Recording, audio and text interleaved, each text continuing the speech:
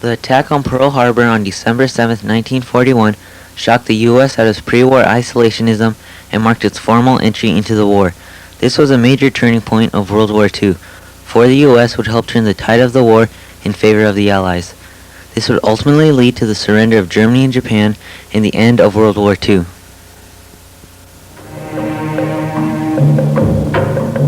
To support its military forces, Japan needed to maintain a strong industrial base. This exposed a glaring weakness.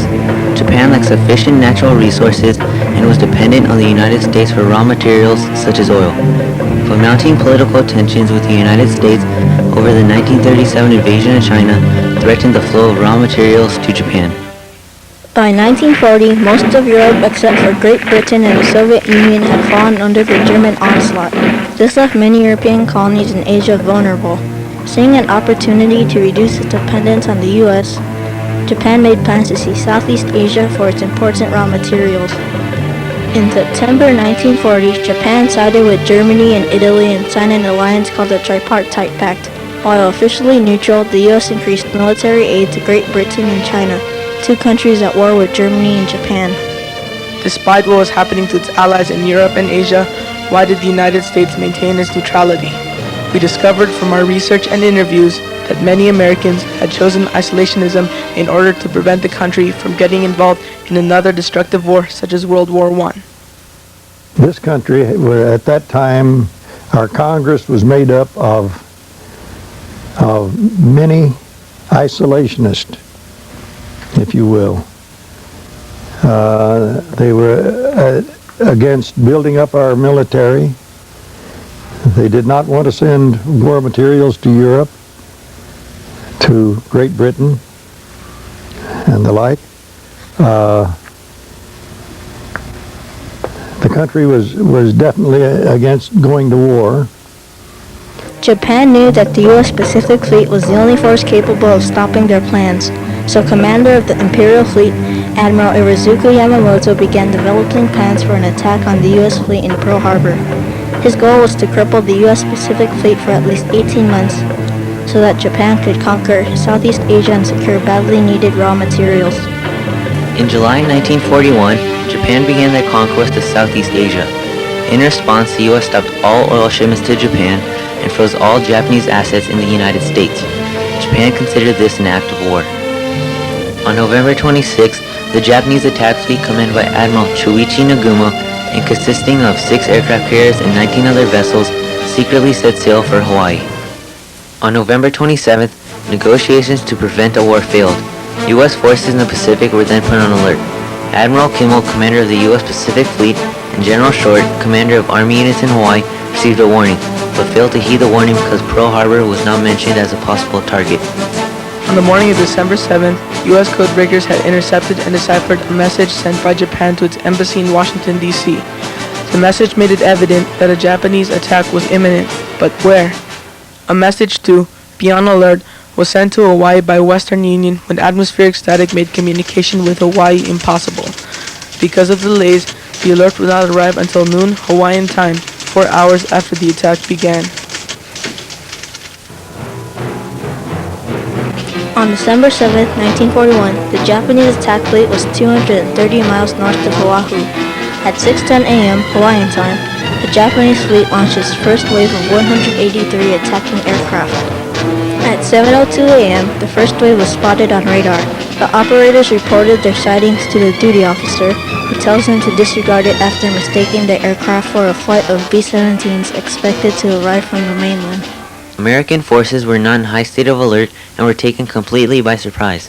Anti-aircraft guns were unmanned, and since it was Sunday, most military personnel were off duty. Violent explosions began rocking Pearl Harbor. All along Battleship Row, Japanese torpedoes and bombs struck battleship after battleship. Fires from ruptured fuel tanks engulfed Battleship Row, filling the sky with smoke. A Japanese torpedo plane came down along our port side, and I could see the red ball on the side of the airplane. I could see the faces of two of the occupants looking over the side of their cockpit at us. Radio operators on Ford Island soon began sending the message, "Air raid Pearl Harbor, this is no drill." Gunners on ships all over the harbor began firing back at attacking aircraft. several American fighters managed to get airborne and engage the Japanese. I saw the Oklahoma turn over, I saw the West Virginia break up, and I saw the Arizona sink. And I saw a lot of activity in the harbor burning from fuel oil and debris. At 8:10 a.m., a Japanese high-altitude bomber dropped a bomb that penetrated the battleship Arizona's forward deck. This ignited the Arizona's ammunition magazine.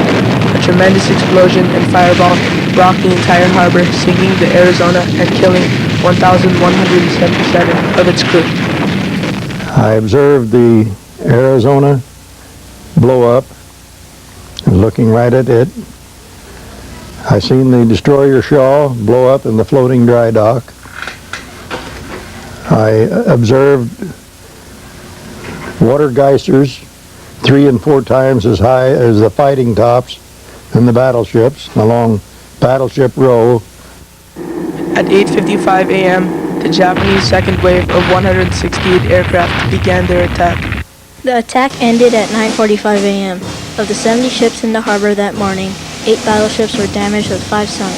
9 other ships were sunk and 188 aircraft were destroyed. 2,403 servicemen and 68 civilians were killed, and 1,178 were wounded. News of the sneak attack was broadcast throughout the country via radio bulletins. We interrupt this broadcast to bring you this important bulletin from the United Press. Flash, Washington. The White House announces Japanese attack on Pearl Harbor. Stay tuned to WOR. The next day, the United States declared war on Japan. No matter how long it may take us to overcome this premeditated invasion, the American people in their righteous might will win through to absolute victory. The nation quickly unified behind the president and ended its isolationist policies. The entire country became dedicated to achieving one goal, defeating Japan. In the words of Japanese Admiral Yamamoto, we have awakened the sleeping giant and have instilled in him a terrible resolve. On December 11th, Germany and Italy declared war on the United States, making the war a true world war. Faced with fighting a war in different parts of the world, the US and Great Britain agreed to focus their resources on defeating Germany before Japan. The US's industrial might was soon unleashed. The country began building ships, tanks, and guns at a rate of speed unheard of in American industrial history. Shortly after the attack and motivated by patriotism, American men enlisted by the thousands. By the end of the war, there would be over 10 million Americans in the armed forces. In short, the U.S. simply overwhelmed Germany and Japan with fresh equipment and men. Germany would surrender first on May 7, 1945. Nearly 4 months later, Japan would surrender on September 2, 1945. After interviewing several Pearl Harbor survivors, we learned 2 important lessons. The first is that life is very dear and should be lived to its fullest. Pearl Harbor and the war made many survivors realize that death could happen suddenly. Because of this, they developed a real appreciation for life. The survivors also taught us that we should never be complacent and let our guard down. It is the duty of all Americans to ensure that another Pearl Harbor never happens again. Because of isolationism, the U.S. was determined to stay out of the wars in Asia and Europe. But once the Japanese attacked and killed Americans, the country could no longer stay uninvolved.